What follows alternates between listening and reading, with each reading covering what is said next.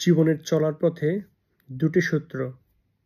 Number 1, আপনার জীবনে ঝড় আসুক, বন্যা আসুক, ঘূর্ণিঝড় আসুক, সুনামি আসুক, যেই কোনো সিচুয়েশনে জাস্ট অ্যাকসেপ্ট দ্য সিচুয়েশন।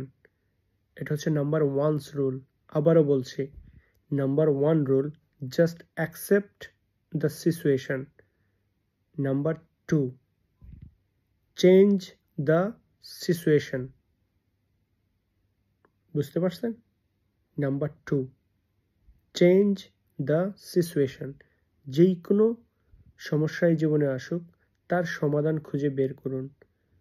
সমস্যা, প্রবলেম, ঝড়, বন্যা আসবেই, ঘর ভাঙবেই, আবার সেই ঘর তোলার চেষ্টা করুন। যে ঘর ভেঙে গেছে তার চেয়ে আরো কঠিন করে ঘর তুলুন,